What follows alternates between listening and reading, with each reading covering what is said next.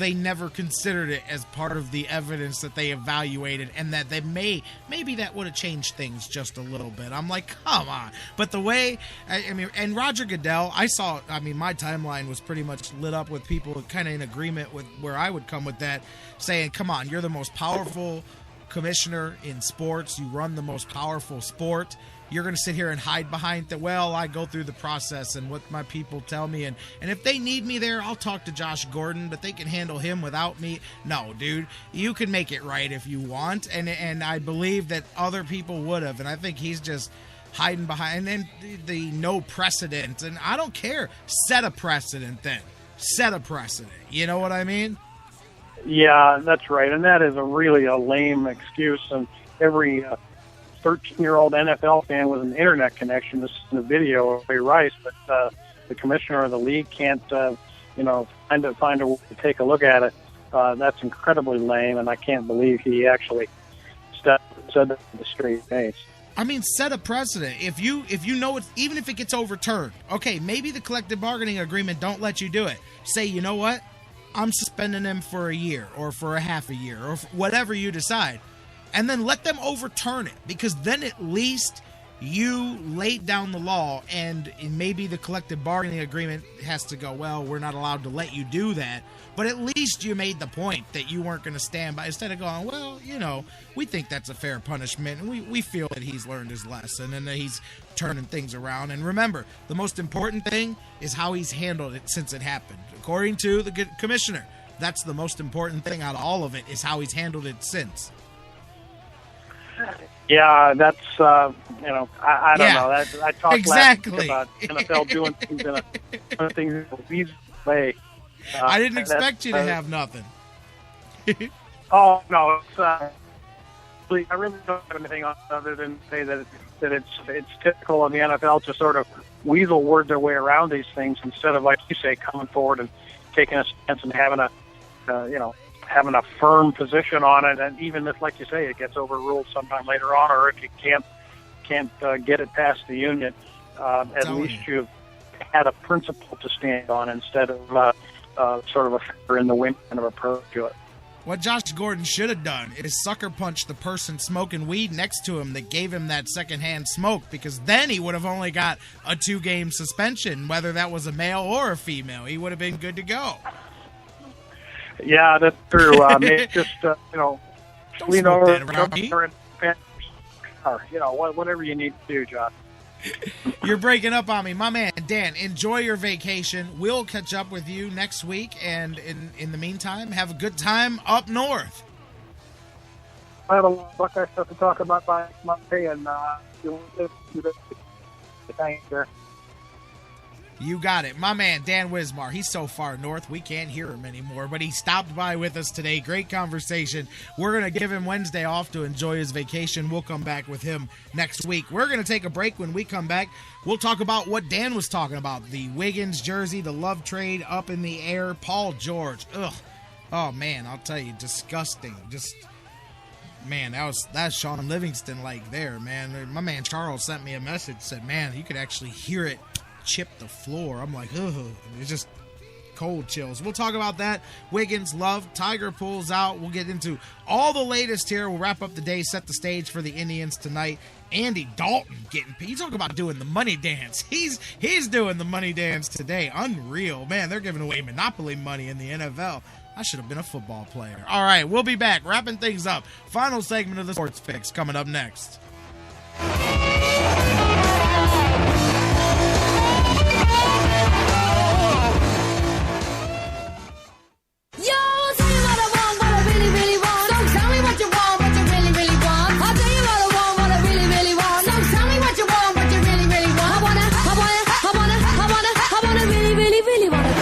To the Sports Fix if you want to be my lover.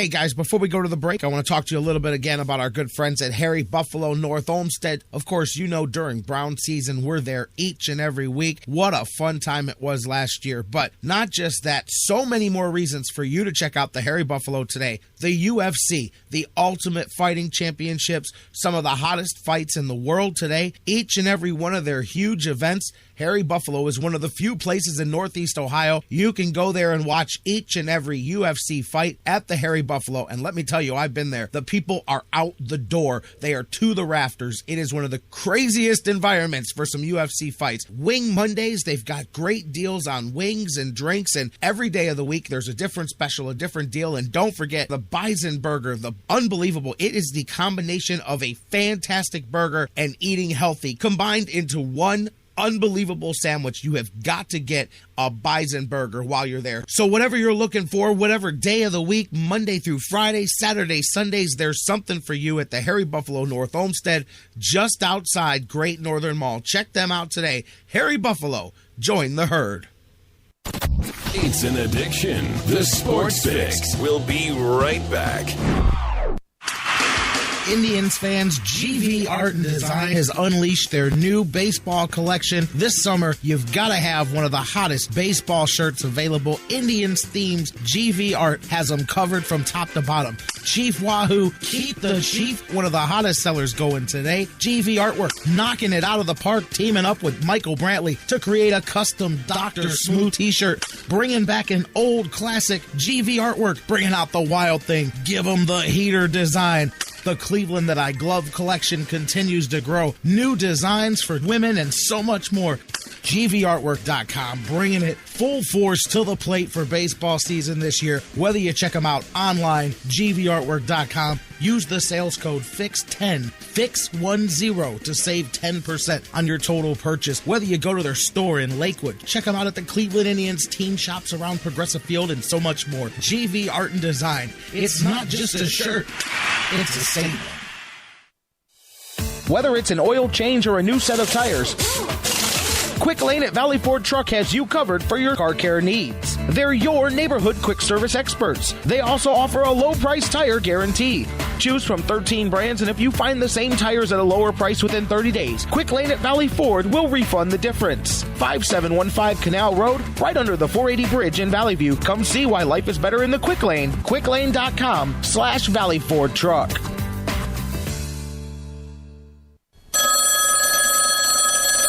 This is the Sports Fix. What is your name? I'm the dude.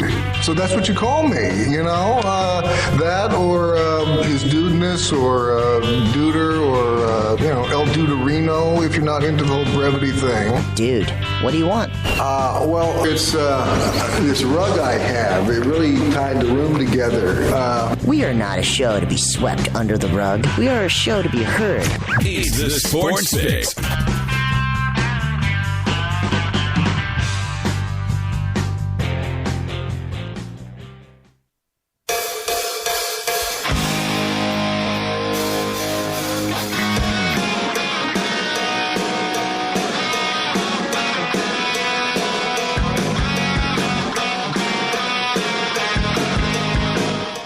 Welcome back to the Sports Fix final segment, wrapping things up here on the Sports Fix Radio Network. J-Rock back with you, and welcome in each and every one of you guys as we roll. Thank you guys for being here, by the way, kicking off your week with us. As always, a fun time. Thanks to Dan Wismar for joining us from way up north, and looking forward to catching back up with him next week. John McMullen from the Sports Network, usually with us today. He's on the travel from Canton to Philly. He's on route and in and out, and we figured, you know what, rather than dropping the phone call in and out the whole way, we'll catch up later on this week, hoping to catch up with with John Wednesday or Thursday, and Dan will be back with us next Monday. Tomorrow, Dr. Football in the house, Jeff Gorman from Indians101.com, looking to catch up with Doug Plagans here this week as well as they march on to the conference championships for the Gladiators, so a lot on tap for tomorrow and the rest of the week still to come, but a lot still to come today too. A lot of different little odds and ends I wanted to talk about. Something I noticed, speaking of injuries, we're going to talk about Paul George here, and wow, just disgusting footage of what happened with him the other day. My son, I actually missed it live, and my son was watching the scrimmage, and to Dad, did you see what happened? I said, no, man, I don't remember what I was watching something else. Maybe the Indians. I was watching another game, and boom, man. Then somebody sent me some footage of it online, and said, man, and definitely right up there with Joe Theismann and some of the ugly, like I mentioned, Sean Livingston. There you go. And I'll tell you what, talk about the off-season turning the Eastern Conference upside down, looking at it from a strictly basketball side. I mean, Indiana has now lost Lance Stevenson and Paul George from last year's team. You can say what you want individually about what each one brings to the team. I mean, that's still a percentage of production that will definitely hurt them going forward. I mean, LeBron switches teams and leaves Miami and comes to Cleveland, and the pending perhaps Kevin Love deal. I mean, a lot of changes. Look at the East. I mean, just the top teams. I mean, really, I agree. Vashon, Pacers are done. I was telling somebody the other day, they'll be lucky. I will say, I think they can compete. They're not going to just drop to the bottom of the conference. I think they're a lower playoff seed now for this season without those pieces. And I mean, you can't recover from losing that much that quickly unless they just went out and did something that I'm not seeing in the cards there. But look at how it just completely flip-flops, because you still had the Pacers, even though we know their shortage, you know, where they fell short, they were still going to be in that conversation for next year. You got all the young teams, which we've mentioned, you know, the Washingtons and the Charlottes, and now the Cavaliers here, Chicago. I mean, I got to think, if you're looking at the East, I mean, your top 4 or 5 teams now with this going on, you're talking Chicago. You're talking, I still think Miami's in there. Some of you think Miami's season's just over. I don't think they're contending for championships, but I mean, in the East, that's easily an upper playoff team still. I think people are short estimating what they're going to do there for sure. But, you know, in the Cavaliers, they've got to be in the top couple team discussion there. And those younger teams we talked about too. And then you'll see Indiana kind of fall in that bottom grouping there. I see Vashon say they'll fight for 8. That's where I've got them there, man. And, you know, see, I've got Cleveland right there in that grouping here with those teams. But, yeah, Washington, they added a veteran like Paul Pierce to those youngsters. I think that helps not just production on the court, but what he brings, the intangible of teaching these guys this is how you fight in the playoffs. Now you know how to get there. Now we're going to work on that. I look for much more. That's going to be the team. Washington, Charlotte, Cleveland. To me, those are the 3 young teams coming up for the next couple of years. They're going to be dogfighting it out there in the East, really, in just the changing of it. But that Paul George, getting back to it, definitely devastating to the Pacers, and you never want to see that.